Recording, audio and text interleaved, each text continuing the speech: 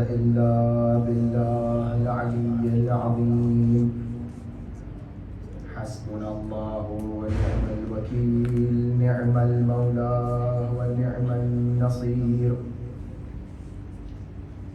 الحمد لله الذي لا يبلغ مدحته القائلون ولا يحصي نعماءه العادون ولا يؤدي حقه المجتهدون الذي لا يدركه بعد الهمم ولا يناله غوص الفتن الذي ليس لصفته حد محدود ولا نعت موجود ولا وقت معدود ولا أجل ممدود فترى الخلائق بقدرته ونشر الرياح برحمته وبتلى بالصخور ميدان أرضه ثم الصلاة والسلام على مولانا صاحب الدعوة النبوية والصولة الحيدرية والعصمة الفاطمية والحلم الحسنية والشجاعة الحسينية والعبادة السجادية والمآثر الباقرية والآثار الجعفرية والعلوم الكاظمية والحجج الرضوية والجود التقوية والنقاوة النقوية والهيبة العسكرية والغيبة الإلهية اللهم صل على ثم اللعنة الدائمة على أعدائهم أجمعين غاصبي حقوقهم منكري فضائلهم من الآن إلى قيام يوم الدين أما بعد فقد قال الله تبارك وتعالى في القرآن المجيد والفرقان الحميد وقوله الحق بسم الله الرحمن الرحيم اليوم أكملت لكم دينكم وأتممت عليكم نعمتي ورضيت لكم الإسلام دينا صلى الله عليه وسلم اللهم صل على محمد وآل محمد. کل میں نے آپ کی سماعتوں کے حوالے کچھ باتیں کی تھی کہ جس سے اہمیت عزاداری اور یہ جو پوری ولایت کی گفتگو ہے اس کی اہمیت پتہ چلے. متعدد روایات اور متعدد ایسے واقعات ہیں ہمارے سامنے کہ جس کے اندر عزاداری، ولایت، اہل بیت کی مودت، اس کی بہت زیادہ اہمیت بیان کی گئی ہے. ایک روایت میں ہے کہ جب کوئی مومن اس دنیا سے گزرتا ہے تو اس کی قبر میں پہلی رات اس کی قبر میں اس کی عبادتیں آتی ہیں، اور جب اس کے سامنے مجسم ہو کر اس کی نماز، اس کا حج، اس کے روزے جب سامنے آتے ہیں تو وہ خود مومن حیران ہو جاتا ہے کہ یہ لوگ کون ہیں جو میری قبر میں آئے. وہ اپنی نورانی نماز کو دیکھتا ہے، وہ اپنی نورانی حج کو دیکھتا ہے، وہ اپنے نورانی اعمال کو دیکھتا ہے، روزوں کو دیکھتا ہے. تو یہ برزخی شکل لے کر یہ عبادتیں سامنے آتی ہیں. تو وہ پوچھتا ہے کہ تم کون ہو؟ تو نماز کہتی ہے کہ ہم تمہاری نمازیں ہیں جو تم نے ادا کی. وہ حج سے پوچھتا ہے کہ تم کون ہو؟ تو حج نورانی چہرے میں جو مجسم ہوئی وہ کہتی ہے کہ ہم تمہارا حج ہیں. وہ شخص پوچھتا ہے تم کون ہو؟ تو روزے اس سے کہتے ہیں کہ ہم وہ روزے ہیں جو تم نے خلوص سے للہ انجام دیے رکھے تھے دنیا میں. ایک اور وہاں پر مجسم بن کر نورانی کیفیت ہوتی ہے اور خود یہ عبادتیں آپس میں ایک دوسرے سے پوچھتی ہیں.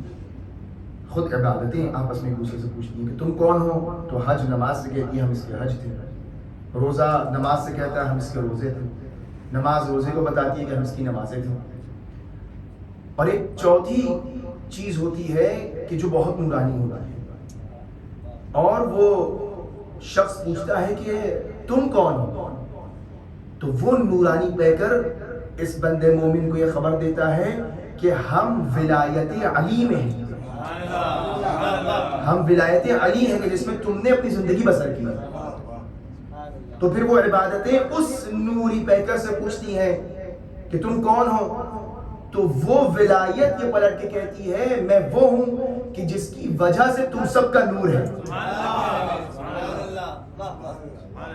قبر میں یہ برزخی کیفیت ہوتی ہے، اور یہ وہ ولایت ہے کہ من مات علی حب آل محمد جعل اللہ قبرہ مزار الملائکۃ الرحمہ، کہ پروردگار عالم فرما رہا ہے کہ جو محبت اہل بیت میں مر جائے، من مات علی ومن مات علی حب آل محمد، کہ جو محبت آل محمد میں مرے، پروردگار عالم اس کی قبر کو ملائکہ کے لیے مزار بناتا ہے، ملائکہ آ کے اس کی قبر کی زیارت کرتے ہیں۔ تو جب زائر امام، موالی امام، امام سے محبت کرنے والے کا یہ رتبہ ہے تو امام کا کیا رتبہ ہے؟ تاریخ میں ملتا ہے پروردگار عالم نے 70,000 ملائکہ خلق کیے ہیں، اور ہمیں وقت ملائکہ آ کر امام کی شہادت کے بعد سے امام کی زیارت کرتے ہیں، اور کسی بھی وقت فاصلہ نہیں آتا ان کی زیارتوں میں، اور یہ تعداد بعض روایتیں ملتی ہے کہ یہ لا تعداد ہے، ابھی تک کسی بھی ملک نے دوبارہ آ کر زیارت نہیں کی ہے۔ اتنا زیادہ یہ تاکید کی جاتی ہے کہ زیارت پر جاؤ، زیارت کرو، عزاداری برپا کرو۔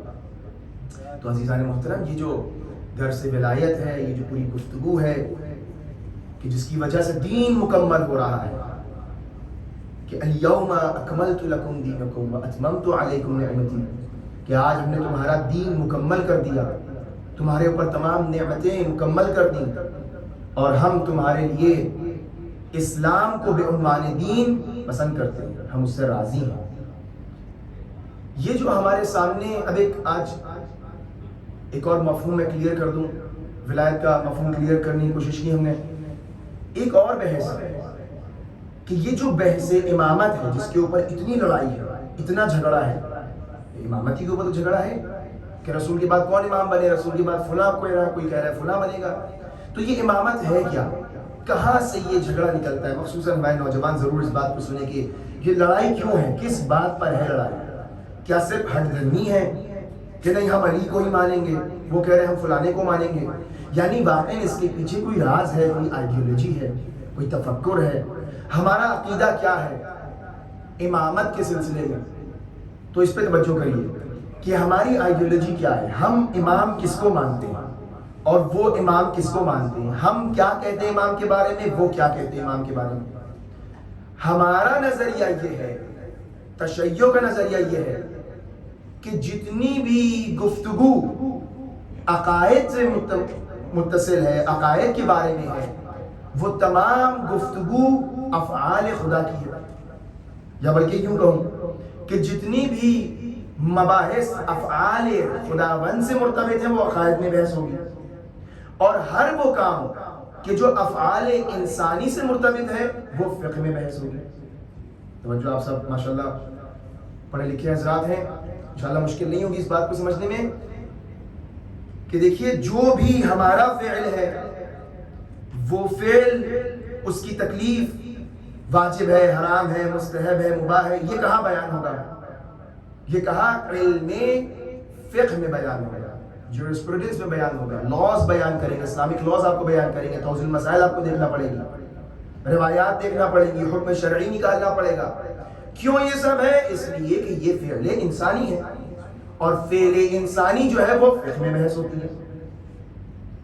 اور اگر کوئی ایسی بات ہے کہ جو فعل انسانی نہیں ہے بلکہ فعل خداوندی ہے تو ہم اس کی گفتگو کہاں کرتے ہیں؟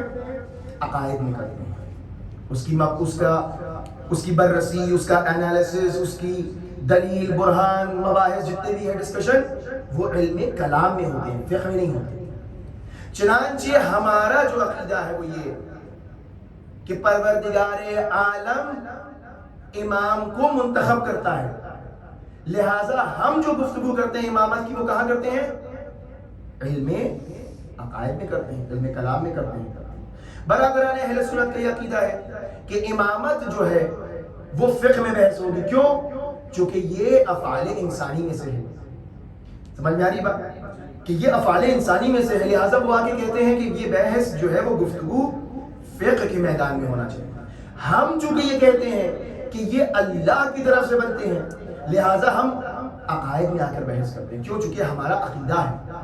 لہٰذا اب ہمیں سمجھ میں آیا کہ جو بھی امامت کی بحث کو فقہ میں بیان کرے وہ اس بات کا قائل ہے کہ امامت کی بحث جو ہے وہ افعال انسان سے مرتبط ہے، اور جو بھی امامت کی بحث کو علم عقائد میں بیان کرے اس کا عقیدہ یہ ہے کہ امام منصوص من اللہ ہونا چاہیے۔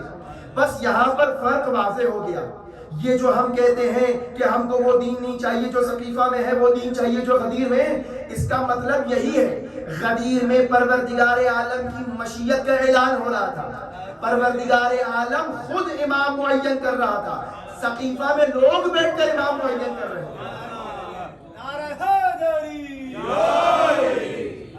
فرق سمجھ آیا آپ کی؟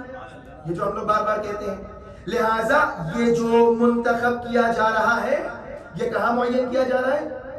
اب جب اللہ معین کرے گا کسی کو، توجہ، اب جب اللہ کسی کو معین کرے گا تو پھر اللہ اپنی صفات والے کو معین کرے گا، اور جب انسان بنائے گا کسی کو تو وہ اپنے جیسوں کو بنائے گا۔ لہٰذا اللہ والا منبر پہ آگے کہتا ہے سلونی سلونی قبل ان تفقدونی، اور انسانوں کا بنایا ہوا آگے یہ کہتا ہے اگر کوئی غلطی ہو جائے تو مجھے ہدایت کر دینا۔ فرق سمجھ میں آ رہا ہے آپ کو؟ جو انسانوں کے بنائے ہوئے ہوں گے وہ غلطیوں کا پیکر ہوں گے، لیکن جو اللہ کا بنایا ہوگا وہ نور کا پیکر ہوگا۔ لہٰذا ہمارا اور ان کا معیاری اور بنیادی فرق یہ ہے کہ ہمارے نزدیک امام کے اندر عدالت شرط ہے، لیکن ان کے یہاں عدالت شرط نہیں، کوئی بھی امام بن جائے، کوئی بھی امام بن جائے۔ آپ نے اکثر دیکھا ہوگا حتیٰ ہمارے یہاں نہ صرف یہ کہ جو دین کا امام ہو وہ عادل ہو، ہمارے یہاں بلکہ شرط یہ جو حتیٰ نماز کا امام ہو وہ بھی عادل ہو، وہ بھی عادل ہو۔ لہٰذا ہر کس و ناکس کو اجازت نہیں ہے کہ امام جماعت بن جائے، نہیں، عدالت شرط ہے۔ آپ نے ہو سکتا ہے آپ جہاں رہتے ہیں آپ نے دیکھا ہو، ہمارے ساتھ ہوا ہے کہ نماز آپ کہیں کھڑے پڑھ رہے ہیں، دوسرے برادران بھی کھڑے پڑھ رہے ہیں، کسی کو بھی ہاتھ پکڑ کے وہ آگے کر دیتے ہیں۔ وہ یہ نہیں دیکھتے کہ یہ کون ہے کیا ہے، ہاں ٹھیک ہے حسن ظن ہونا چاہیے لیکن شرط ہے عدالت۔ لہٰذا ان کے یہ نہیں ہے کہ کون عادل ہے کون عادل نہیں، ان کی شرط یہ ہے اقتدار کس کے پاس ہے، قوت کس کے پاس ہے، حکومت کس کے پاس ہے۔ لہٰذا وہ دیکھیں گے حکومت جس کے پاس ہوگی وہ ہمارا خلیفہ ہے، وہ ہمارا امام ہے۔ اسی لیے ہم آج دیکھتے ہیں کہ اگر شرابی ہے، کبابی ہے، جواری ہے، لیکن وہ چونکہ حکومت لیا ہوا ہے لہٰذا وہ کہتے ہیں یہ ہمارا خلیفہ ہے، یہ ہمارا جانشین ہے۔ اور آپ حکومتوں کو دیکھیے اپنے دور و اطراف، خادم الحرمین ہیں لیکن کسینو بنانے سے باز نہیں آتے ہیں۔ یہ کون سا دین ہے؟ یہ وہ دین ہے کہ جو ہم کو غدیر میں نہیں ملا۔ لہٰذا ہمیں خیال رکھنا ہے کہ ہمیں کس سے دین لینا ہے، دین کا مفہوم کیا ہے، حقیقی دین کہاں ہم کو مل رہا ہے۔ لہٰذا اب بات کلیئر ہو گئی کہ امام وہ ہونا چاہیے جو اللہ کی طرف سے ہو۔ غدیر میں منصوص من اللہ علی ابن ابی طالب ہوئے، ان کو امام بنایا گیا ہے، ہر ایک کو امام نہ۔ لہٰذا شرط یہ نہیں ہے ہمارے نزدیک کہ قدرت ہو، طاقت ہو، حکومت ہو، یہ غلط بیان کیا جاتا ہے چونکہ وہ انہوں نے بہت زیادہ اسلام کے بارڈرز کو پھیلایا لہٰذا ہم ان کو مانتے نہیں۔ شرط یہ نہیں ہے حکومت کو پھیلایا جائے، شرط یہ ہے دلوں پر راج کیا جائے۔ امام کے پاس حکومت ہو تب بھی وہ امام ہے، حکومت ظاہری نہ ہو تب بھی وہ امام ہے۔ امام کے لیے شرط ہی نہیں حکومت ہو، اسی لیے آپ دیکھیے اس وقت کہ اصل یہ ہے کہ امامت کی محبت دلوں میں ہو. اور آج الحمدللہ ان عزاداریوں کے ذریعے یہ بات اظہر من الشمس ہو گئی ہے، بالکل کلیئر ہو گئی ہے کہ حکومت کس کی ہے. آج چپے چپے پر دنیا کے یا حسین ہو رہا ہے، لہٰذا سمجھ میں یہ آتا ہے دلوں پر راج حسین کا ہے.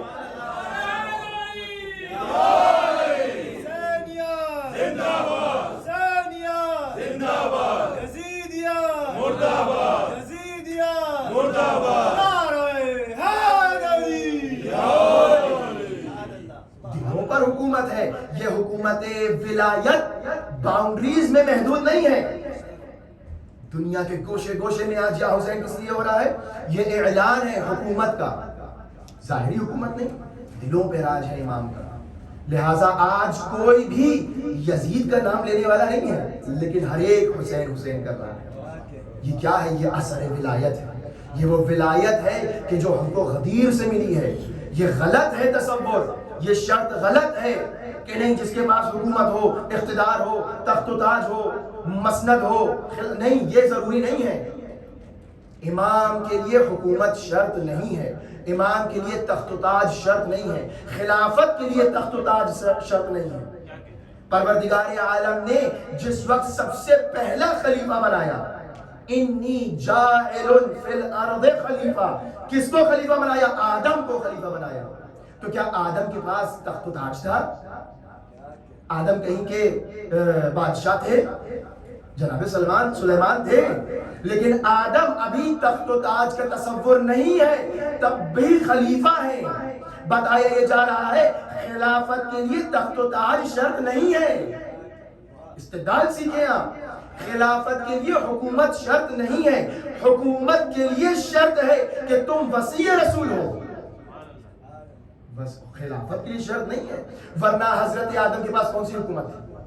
حضرت آدم کے پاس کوئی حکومت نہیں تھی. لہٰذا معلوم یہ ہو رہا ہے حکومت کے لیے شرط یہ نہیں ہے کہ تمہارے خلافت کے لیے شرط یہ نہیں ہے کہ تمہارے پاس حکومتیں ہوں، تمہارے پاس اقتدار ہو، قوت ہو، طاقت ہو، بلکہ شرط کیا ہے؟ اللہ سوال، اگر شرط یہ نہیں ہے تخت و تاج ہو تو بھی شرط کیا ہے؟ توجہ کریے گا. خود ہی حضرت آدم کے قصے میں دیکھیے، اللہ فرما رہا ہے کہ انی جاعل فی الارض خلیفہ. کب؟ ابھی نہ تخت ہے، نہ تاج ہے، نہ بادشاہت ہے، کچھ نہیں. آدم روئے زمین پر بھی نہیں آئے ہیں، لیکن خلیفہ بنائے جا رہے ہیں. معلوم یہ ہوتا ہے خلیفہ فقط اللہ بنائے گا، اور اللہ کسی ایسے کو بنائے گا جس کے اندر الہی صفات ہوں، نہیں کہ تخت و تاج ہو. بلکہ آدم اس وقت خلیفہ بنے کہ جب ملائکہ نے سجدہ کیا تو پتہ یہ چلا کہ خلیفہ بننے کی شرط یہ ہے کہ وہ شخص مسجود ملائکہ قرار پائے. اب تاریخ میں اٹھا کے دیکھو کس کے در پر ملائکہ آتے ہیں. کبھی ملائکہ در فاطمہ پر آتے ہیں درزی بن کر، اور کبھی گھر میں آ کے چکی چلاتے ہیں. لہذا وہ در حقدار ہے اس بات کا کہ یہاں سے خلیفہ چنو، کہیں اور سے خلیفہ نہ دو. خلیفہ بننے کی شرط تخت و تاج نہیں ہے. امام معصوم کی صفات اللہ والی صفات ہیں. جس طریقے سے اللہ اللہ ہے، چاہے کوئی مانے یا نہ مانے، اسی طریقے سے علی ابن ابی طالب امام ہے، چاہے کوئی مانے یا نہ مانے.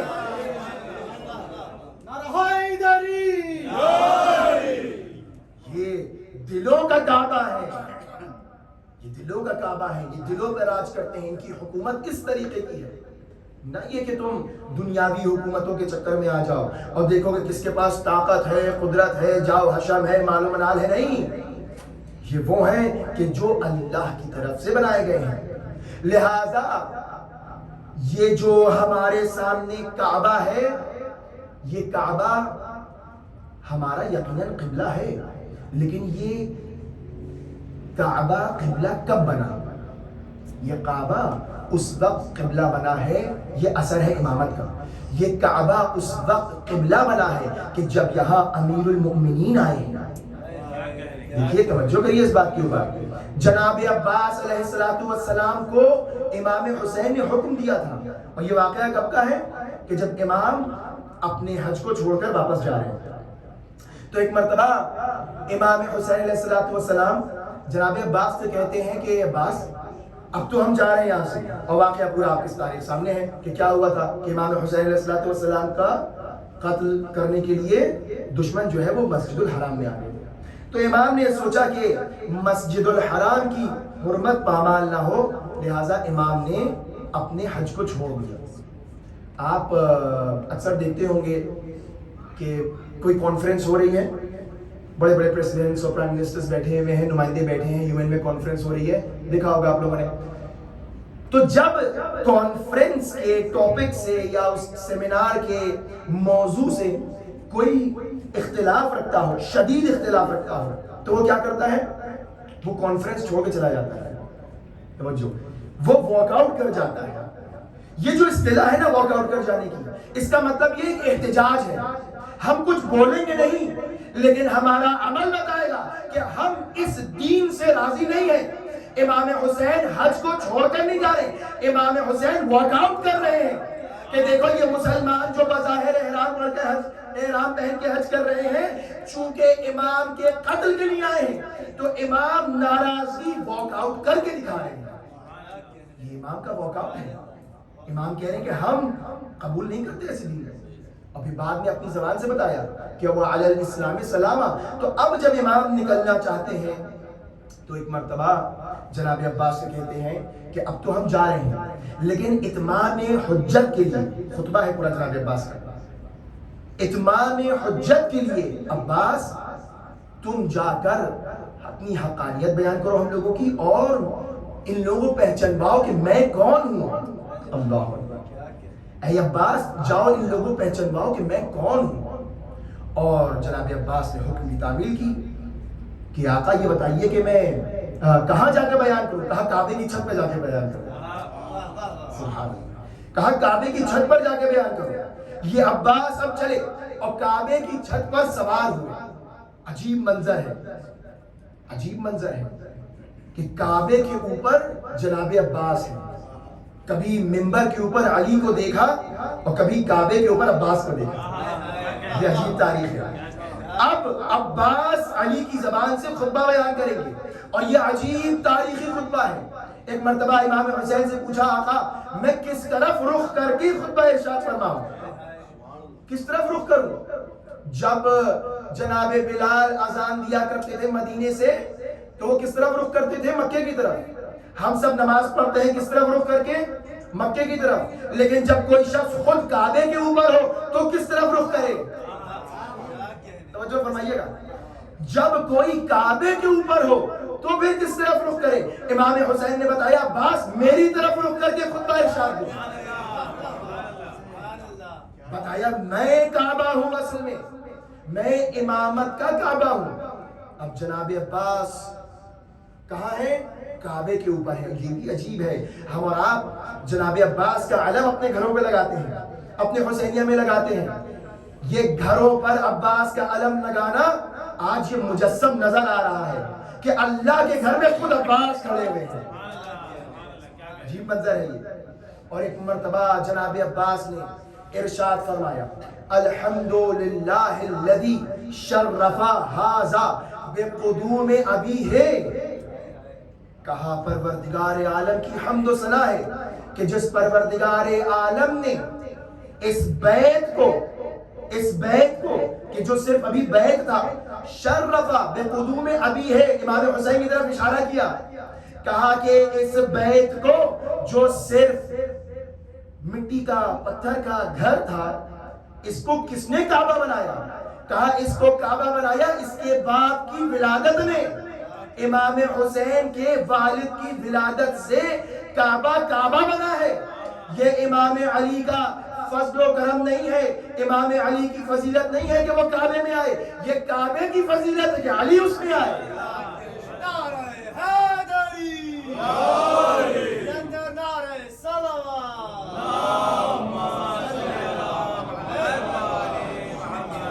علی ابن ابی طالب کہیں پر بھی پیدا ہو جاتے تو وہ جگہ مقدس ہو جاتی.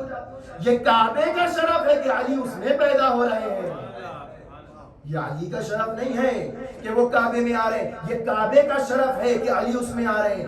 الحمدللہ الذی شرف هذا البيت بقدوم ابیہ، پروردگار عالم کی حمد ہے، حمد و ثنا ہے کہ اس نے اس گھر کو شرف بخشا۔ جناب عباس امام معصوم کے حضور میں بیان کر رہے ہیں۔ دیکھیے فقہ میں، علم فقہ میں ایک تعبیر استعمال ہوتی ہے تقریر معصوم۔ یہ میں بیچ بیچ میں آپ کو جو علمی چیزیں دیتا رہتا ہوں اس کو لیا کریے۔ ایک ہوتی ہے تقریر معصوم، کلام معصوم، تقریر معصوم، فعل معصوم۔ کلام معصوم حجت ہے، امام نے جو چیز اپنی زبان سے بیان کر دی وہ ہمارے لیے حجت ہے سر آنکھوں پر۔ فعل معصوم کیا ہے؟ امام نے جو کام کر دیا وہ ہمارے لیے حجت ہے، ہم اس کے مطابق اپنی فقہ کو بنائیں گے، یہ بھی ہمارے لیے حجت ہے۔ لیکن ایک ہے تقریر معصوم۔ تقریر معصوم کیا ہے؟ تقریر معصوم علماء فرماتے ہیں کہ اگر امام معصوم کے حضور میں کوئی کام ہو رہا ہو اور امام اس کو ٹوک کر روکے نہیں تو وہ کام بھی حجت ہے۔ توجہ نہیں کیا آپ نے؟ لیکن میری آواز ساتھ نہیں دے رہی، لیکن اگر آپ نے ساتھ نہیں دیا تو پھر پڑھنا مشکل ہو جائے گا۔ لہٰذا اس بات کو خوب لیجئے، در کریے۔ امام معصوم کے سامنے جناب عباس یہ فرماتے ہیں الحمدللہ الذی شرف، یعنی کعبے کا شرف یہ ہے کہ اس میں علی پیدا ہو رہے ہیں۔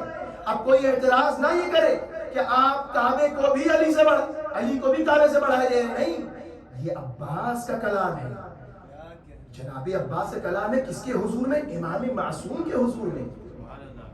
یہ جناب عباس امام معصوم کے حضور میں فرما رہے ہیں کہ یہ گھر صرف گھر رہ جاتا اگر اس میں علی نہ آتے۔ یہ عجیب فضیلت ہے۔ اور پھر اس کے بعد کیا فرمایا؟ من کان بالامس بیتا اصبح قبلۃ، یہ جو بیت ہے یہ صرف بیت رہ جاتا ہے۔ من کان بیتا بالامس اصبح قبلۃ، یہ جو گھر ہے نا یہ گھر گھر ہی رہ جاتا اگر اس میں علی نہ آئے۔ یہ قبلہ کیوں بنا ہے؟ چونکہ جس کا راج دلوں پر ہے، توجہ، جس کا راج دلوں پر ہے، جس علی ابن ابی طالب کی محبت دلوں میں ہے، اس علی ابن ابی طالب کے آنے کے بعد یہ کعبہ قبلہ بنا ہے۔ اس علی ابن ابی طالب کے آنے کے بعد یہ کعبہ قبلہ بن رہا ہے۔ عجیب شان ہے اس خطبے کی، عجیب شان و منزلت ہے اس خطبے کی۔ پھر ایک مرتبہ جناب عباس نے فرمایا ایھا الکفرۃ الفجرہ، اے کفار، اے فاسق و فاجر، اتصدون طریق البیت الی الامام البررہ، کیا تم اس خانہ خدا کے راستے کو امام بررہ کے اوپر بند کرنا چاہتے ہو؟ یہ کس کو کہہ رہے ہیں جناب عباس؟ کہاں کھڑے ہیں جناب عباس؟ کعبے میں کھڑے ہیں، اور وہاں پہ کون ہے؟ حاجی موجود ہے۔ اور ان دیکھیں جب رسول اکرم نے، اور عجیب نہیں کہ شاید یہ وہی عکاسی ہو کہ جو رسول اکرم نے خطبہ دیا تھا، میں نے آپ کے سامنے پڑھا تھا، رسول اکرم جب خطبہ دے رہے تھے تو کیا فرمایا تھا؟ قلت المتقین وکثرت المنافقین، کہ میں دیکھ رہا ہوں کہ میرے سامنے متقین بہت کم ہیں، منافقین بہت زیادہ ہیں۔ تو یہ تو رسول اکرم کعبے سے باہر آگے کہہ رہے تھے، جناب عباس کچھ قدم اور آگے بڑھے، کعبے میں کھڑے ہو کر مسلمانوں سے کہہ رہے ایھا الکفرہ۔ یہ کیوں کہہ رہے ایھا الکفرہ؟ یعنی جو لوگ امام معصوم کو قتل کرنے کے لیے آ جائیں وہ مسلمان کہلانے کے لائق نہیں ہے، وہ کافر ہے۔ عجیب ہے بات یہ، وہ کافر ہے۔ کیوں؟ کیونکہ امام معصوم کی حرمت پامال کرنا، امام معصوم کو قتل کرنے آئے ہیں۔ بس ہمیں تاریخ میں اس تیور کو دیکھنے کا بار بار موقع نہیں ملا۔ یا علی کے بیٹے نے اس طرح جلالت کے ساتھ خطبہ دیا ہے، یا علی کی بیٹی نے اس طرح خطبہ دیا ہے، یا جناب عباس کا اس انداز سے خطبہ ملتا ہے، یا جناب زینب کا دربار یزید میں اس طریقے سے خطبہ ملتا ہے۔ یہ جو مزاج علوی ہے یہ اولاد علوی بتا رہے ہیں۔ ہاں جناب امام سجاد علیہ السلام نے بھی خطبہ دیا ہے، لیکن وہ معصوم ہے، ہم غیر معصوم کی بات کر رہے ہیں۔ اس گھر کے معصوم کی بات الگ، غیر معصوم کا بھی یہ کردار ہے کہ اس طریقے سے للکارا جاتا ہے دشمنوں کو، اس طریقے سے عیا کیا جاتا ہے بات کو کہ زندگی بھر یاد رکھنا کہ جو حسین کے ساتھ ہے جو دین حسین کے ساتھ ہے وہ صحیح دین ہے، اور جو دین حسین کے مقابلے میں ہے وہ صحیح دین نہیں ہے، وہ دین کہلانے لائق نہیں ہے، وہ کفار ہیں، وہ منافقین ہیں جو حسین کو قتل کرنے آئے ہیں، جو حسین کا خون بہانا چاہتے ہیں۔ جناب عباس اس طرح سے پہچانوا رہے امام حسین علیہ السلام کو، کہا ایھل کفرۃ الفجر اتصدون طریق البیت، کیا تم جو ہو طریق البیت جو ہے امام برارہ پہ بند کرنا چاہتے ہو؟ اگر تم امام کا راستہ روکو گے تو تم گویا کافر ہو۔ پھر جناب عباس نے کیا فرمایا؟ ولولا، عجیب ہے یہ بھی بات، یہ جو ہم لوگ کہتے ہیں نا کہ ہر شخص کعبے کا طواف کرتا ہے لیکن کعبہ علی مرتضیٰ کا طواف کرتا ہے، یہ باتیں روایتوں سے لی گئی ہیں، دلوں کا حال نہیں ہے صرف۔ جناب عباس کیا فرما رہے ہیں؟ فرما رہے ولولا حکم اللہ الجلیل واسرارہ العلیٰ واختبارہ البریہ لطار البیت الیہ قبل ان یمشی الیہ۔ اللہ اکبر! دیکھو، اگر اللہ کی مصلحت نہ ہوتی اور لوگوں کا امتحان نہ ہوتا اور راز کو راز رکھنا نہ ہوتا تو خدا کی قسم یہ خانہ کعبہ خود اڑ کر آ جاتا اور حسین کا طواف کرنے لگتا۔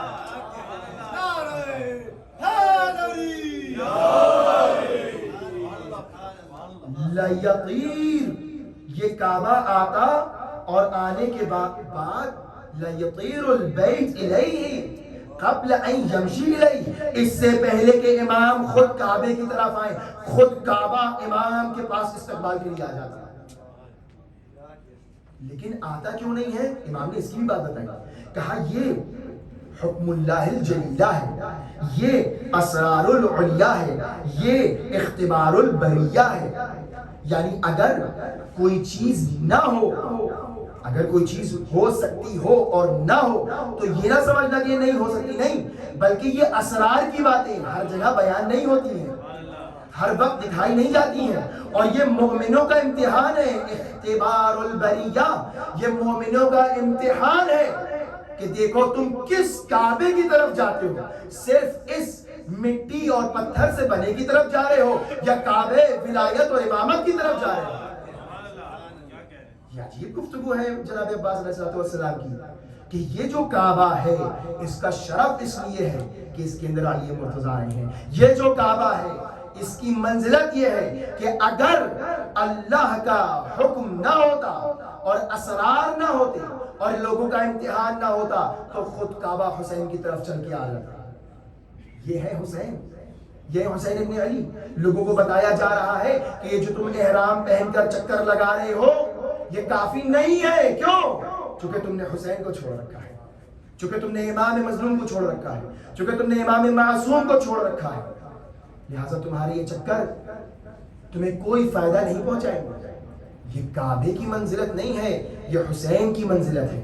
یہاں پر جناب عباس کو اس لیے بھیجا گیا ہے کہ وہ کعبے کے فضائل نہیں بیان کرے بلکہ وہ حسین کے فضائل بیان کرے، لہٰذا جو منبر پر آتا ہے اس کو امام حسین کے فضائل بیان کرنا چاہیے، اور جو کعبے پر جاتا ہے وہ بھی حسین کے فضائل بیان کر رہا ہے۔ یہ عجیب رابطہ ہے کہ خطبہ اگر دیا جائے تو اس کے اندر فضائل اہل بیت بیان کیے جائیں، اس کے اندر مناقب اہل بیت بیان کیے جائیں۔ اس کے بعد کیا فرمایا؟ فرمایا قد استلم الناس الحجر، یہ جو حجر اسود ہے لوگ آ کر اس کو چومتے ہیں، والحجر یستلم یدہ، اور یہ خود حجر اسود حسین کے ہاتھوں کا بوسہ لیتا ہے۔ یہ عام انسانوں کے لیے ہے کہ وہ جائیں اور جا کر حجر اسود کو چومیں، لیکن یہ حجر اسود ہے کہ جو خود امام حسین کے ہاتھوں کا بوسہ لیتا ہے۔ کچھ سمجھ میں آ رہی ہے بات؟ یہ کیوں حجر اسود کی طرف اشارہ کیا جا رہا ہے؟ تاکہ یہ بات واضح ہو جائے۔ ایک اور بڑا عجیب واقعہ ہے، جس وقت امام زین العابدین علیہ السلام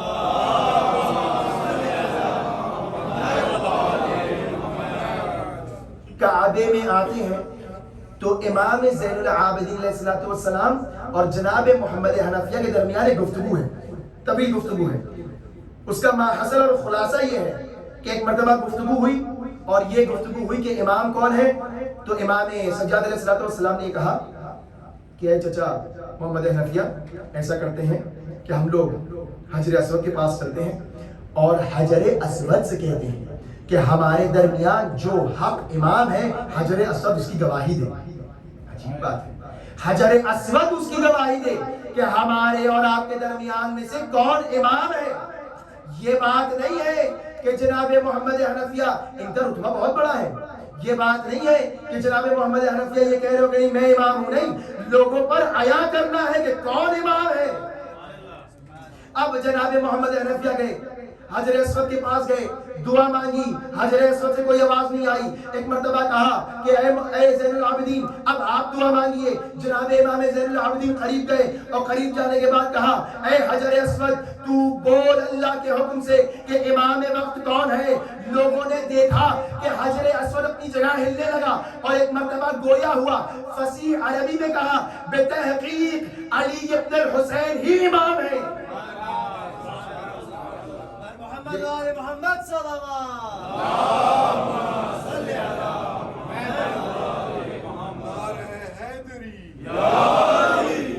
یہ حجر اسود ہے کہ جو امامت کی گواہی دے رہا ہے۔ دنیا کے جاندار ہو یا بے جان ہو، سب پر حکومت اور ولایت امام معصوم کی ہوتی ہے۔ ہر چیز گواہی دیتی ہے کہ یہ امام ہے، یہ امام حق ہے۔ وہ الگ بات ہے کہ ہم سن نہیں سکتے۔ یسبح للہ ما فی السماوات و ما فی الارض، تسبیح کر رہی ہے ہر چیز اس کائنات میں۔ کس کی تسبیح کر رہی ہے؟ اللہ کی تسبیح کر رہی ہے۔ اور یہ تسبیح کیا ہے؟ یہ تسبیح وہ ہے کہ جو گواہی ولایت ہے۔ ہر چیز گواہ ہے ولایت کے اوپر، ہر چیز بول رہی ہے۔ امام سجاد فرما رہے ہیں کہ یہ لوگ ہیں کہ جو جا کر حجر اسود کو چوم کر اپنے لیے برکت اور شرف سمجھتے ہیں، لیکن حجر اسود کے پاس جب امام جاتے ہیں تو حجر اسود آگے بڑھ کر امام کے ہاتھوں کا بوسہ لیتا ہے۔ یہ امام کا شرف نہیں، حجر اسود کا شرف ہے کہ امام کے ہاتھوں کا بوسہ لے۔ یہ فضائل بیان ہو رہے ہیں کس کے؟ امام حسین علیہ السلام کے، کہ یہ حجر اسود کون ہے، یہ خانہ کعبہ کیا ہے، ذرا سمجھو۔ اس کی کوئی اہمیت نہیں، اس کی کوئی قدر نہیں جب تک کہ یہ خود اقرار نہ کرے کہ ان کا امام کون ہے۔ کعبے کا، ہم سب کا قبلہ کعبہ ہے اور کعبے کا امام امام وقت ہے۔ کعبے کا امام کون ہے؟ ہم سب کعبے کو آگے رکھتے ہیں، لیکن کعبہ کس کو آگے رکھا ہے؟ امام معصوم کو۔ لہٰذا فرمایا اتخوفون، ایک مرتبہ صلوات پڑھیں محمد وآلہ۔ تھوڑا سا آپ لوگ آگے تشریف لائیے تاکہ بعد میں آنے والوں کو ذہن میں تھوڑا سا یہاں پہ جگہ ہے۔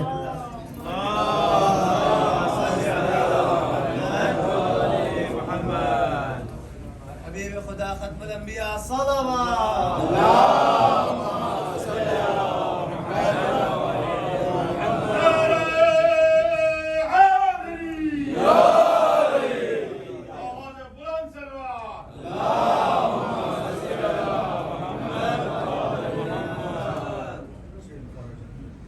مجلس سے پہلے ہم سے کہا گیا تھا کہ بہت سے مومنین ہیں، مومنات ہیں، علیل ہیں، ان کے لیے دعا کے لیے بھی کہا گیا تھا۔ لہٰذا آپ لوگ اپنے اس وقت فرش رضا پہ ہیں، قبولیت کا وقت بھی ہے، تو مومنین کو جو مریض ہیں اور جو علیل ہیں پروردگار عالم انشاءاللہ ان عزاداریوں اور اس ذکر حسین کے صدقے میں بانیان مجلس کے گھر میں ان کی والدہ علیل ہیں، 2-3 اور مومنات ہیں کہ جن کے لیے کہا گیا کہ وہ علیل ہیں، پروردگار انشاءاللہ تمام مومنین و مومنات شیعیان حیدر کرار عزاداران امام مظلوم کو سب کو صحت و عافیت و سلامتی عطا فرمائے۔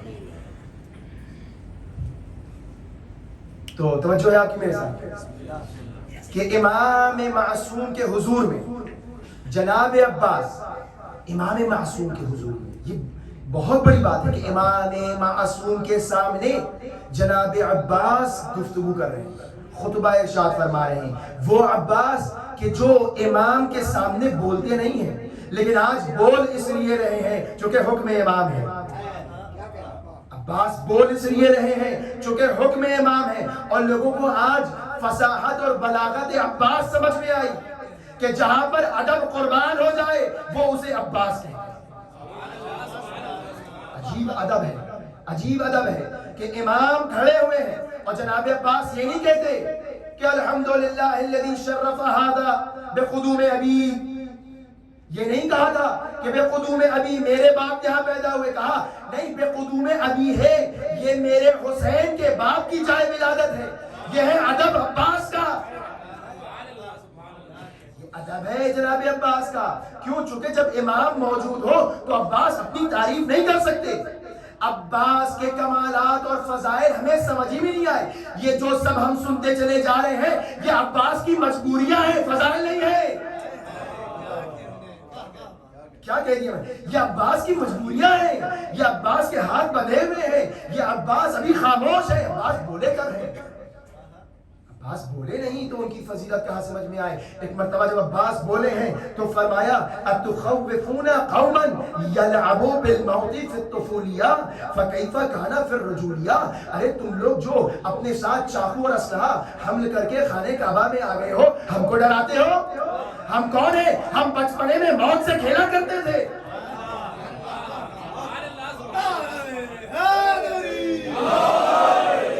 ہم اس خاندان سے ہیں کہ جو بچپنے میں موت سے کھیلا کرتے تھے۔ بچپنے میں موت سے کون؟ یہ علی کا شعر بول رہا ہے، وہ علی کہ جس کو خانہ کعبہ سے نکلنے کے فوراً بعد ایک مرتبہ جب جناب ابو طالب لے کر جا رہے ہیں اور لے کر جاتے ہیں تو عرب کے قریش آتے ہیں اور کہتے ہیں کہ اے ابو طالب جو دستور ہے اس پر عمل کرنا ہوگا۔ دستور کیا ہے؟ جو بھی بچہ پیدا ہوتا تھا اس کی قید ولادت کے لیے چیک کرنے کے لیے اس کو ایک پتھر پہ لا کر رکھ دیا جاتا تھا، اور پھر ایک سانپ آتا تھا، وہ اس کے اطراف اژدہا چکر کاٹتا تھا، اگر سب ٹھیک ہوتا تھا تو وہ چلا جاتا تھا۔ ایک مرتبہ جناب ابو طالب نے جناب علی ابن ابی طالب کو پتھر پہ لٹا دیا اور وہ اژدہا آیا ہے۔ جناب امین ابھی آئے ہیں کعبے سے۔ جملہ یاد ہے نا جناب عباس کا کہ تم کس کو ڈراتے ہو؟ جو بچپنے میں موت سے کھیلے، جو بچپنے میں موت کی کلائی اور پنجوں کو مڑوڑ دے، یہ میرے بابا علی کا کمال تھا۔ ایک مرتبہ اژدہا آیا، امام نے اپنے دونوں ہاتھوں کو کھولا اور کھولنے کے بعد اژدہے کو چیر دیا۔ اللہ اکبر، اس اژدر کا منہ چیر دیا۔ جناب فاطمہ بنت اسد آگے بڑھی اور کہا حیا حیدرہ، حیا درا، حیا درا، حیا درا یعنی کیا؟ یعنی اس نے اژدہے کا منہ چیر دیا۔ اسی کے بعد سے علی ابن ابی طالب کو حیدرہ کہا جانے لگا، اور اسی چیز کو امام نے فرمایا انا الذی سمتنی امی حیدرہ، کہ میں وہ ہوں کہ میری ماں نے نام حیدر رکھا ہے۔ اور پھر جب جناب ابو طالب ان کو لے کر جانے لگے تو قریش کے بزرگ آئے اور کہا اے ابو طالب یہ تمہارے بیٹے نے کیا کیا؟ کہا کیا کیا؟ کہا ہماری کسوٹی توڑ دی، ہماری کسوٹی توڑ دی۔ ایک مرتبہ رسول اکرم نے کہا چچا ابو طالب ان سے کہہ دیجئے آج کے بعد سے اس کام کی کسوٹی علی ابن ابی طالب ہے۔ نعرہ حیدری،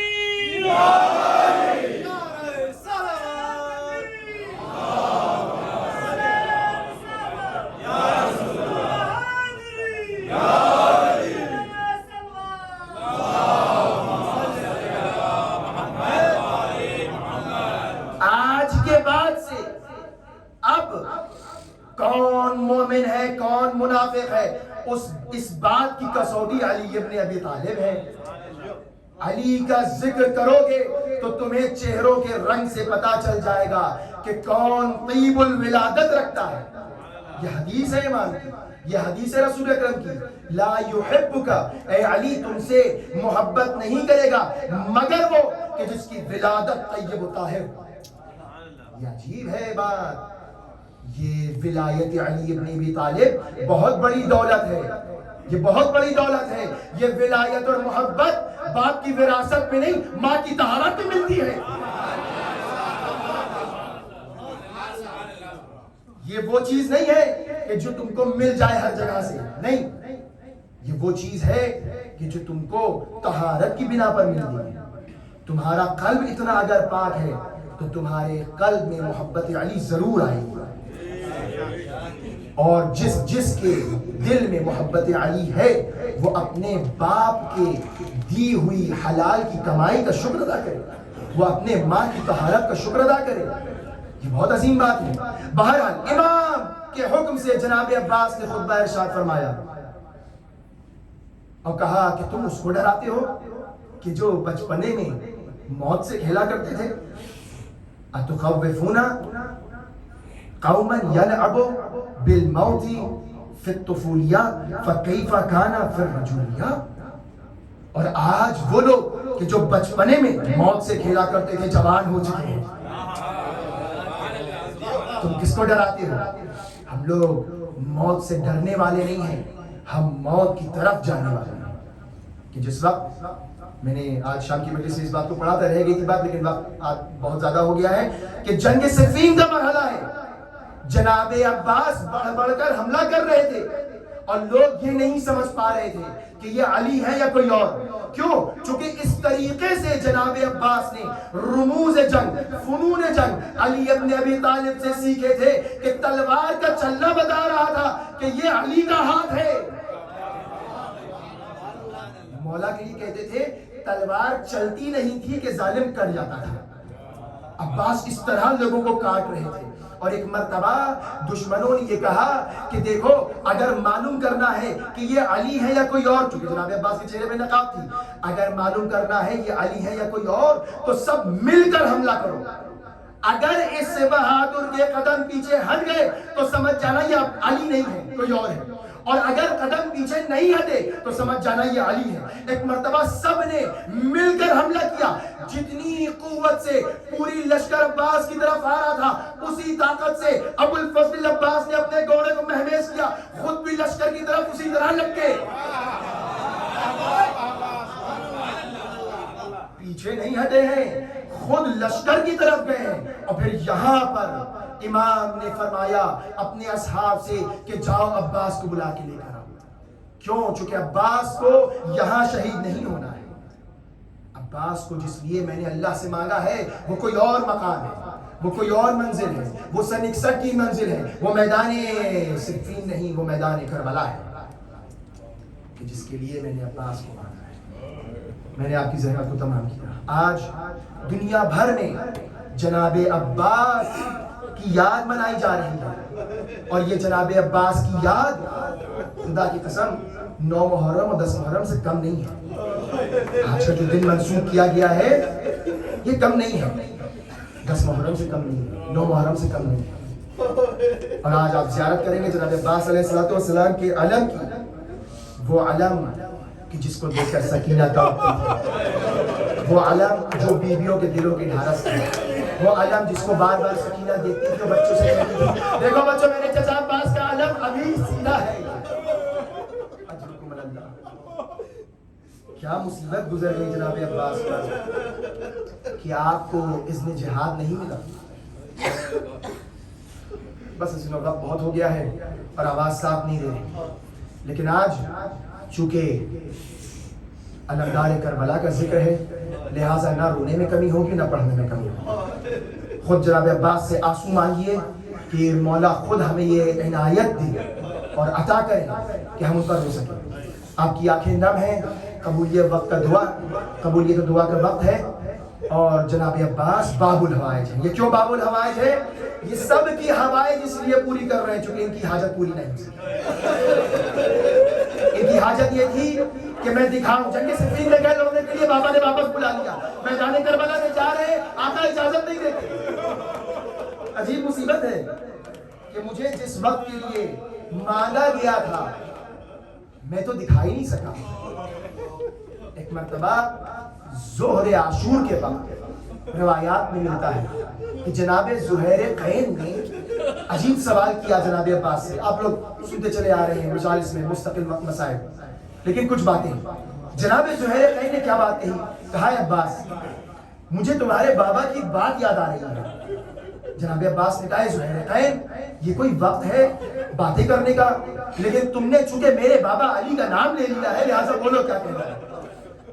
کہا عباس تمہیں پتا ہے تمہارے بابا نے تمہیں کس وقت کے لیے اللہ سے مانگا تھا؟ اللہ اکبر, ابھی تک عباس کے دل میں جو چبھن تھی نا وہ اور بڑھ گئی۔ ایک مرتبہ جناب عباس نے گڑائی لی اور کہا اتشجعنی یا زہیر، اے زہیر تم مجھے شجاعت دلانا چاہتے ہو، تم میری شجاعت دیکھنا چاہتے ہو، جاؤ جا کر آقا سے ایک مرتبہ اذن جہاد تو لے کر آؤ۔ اجرکم اللہ، اجرکم اللہ۔ ایک مرتبہ جناب عباس یہ کہتے ہیں کہ جا کے اجازت تو لے کر آؤ، اور عجیب تاریخ نے مقاتل نے جملے لکھے ہیں کہ ایک کے بعد ایک صحابی جا رہا ہے، ایک کے بعد ایک بھائی جا رہا ہے۔ عباس کے شاگرد بھی سب قتل ہو گئے، شہید ہو گئے، اور محمد چلے گئے، قاسم کا جنازہ پامال ہو گیا، اکبر بھی چلے گئے ہیں۔ ایک مرتبہ جناب عباس آئے آقا کی خدمت میں، اور جس طرح سے ایک غلام کوئی خواہش کرتا ہے سر جھکا کر کہا کہ آقا اب تو مرنے کی اجازت دے دیجئے۔ امام حسین کیا فرماتے ہیں، اے بھیا عباس میں تمہیں مرنے کی کیسے اجازت دے دوں، تم تو میرے لشکر کے سپہ سالار ہو۔ جناب علامہ مجلسی لکھتے ہیں کہ جناب عباس ایک مرتبہ داہنی جانب دیکھتے ہیں، بائیں جانب دیکھتے ہیں، اور امام حسین کو بتاتے ہیں، اے آقا وہ لشکر کہاں رہا جس کا میں سپہ سالار۔ بس یہ گفتگو ہو ہی رہی تھی کہ ایک مرتبہ جناب عباس سے امام حسین نے کہا جاؤ جا کر بیویوں سے رخصت ہو جاؤ۔ جناب عباس جناب زینب کی خدمت میں آئے، ایک مرتبہ جناب عباس ادب اور احترام سے بیوی کے سامنے بیٹھ گئے۔ جناب زینب بظاہر عباس کی بہن ہے، لیکن جناب زینب کم سے کم 24 سال بڑی ہے، پالا ہے جناب عباس کو ایک طریقے سے۔ ایک مرتبہ جناب زینب نے کہا اے عباس تم جا رہے ہو؟ اے بی بی مجھے آقا نے اجازت دے دی ہے۔ کہا عباس میں اکثر بابا کی ایک بات سوچا کرتی تھی۔ بی بی کیا بات سوچا کرتی تھی؟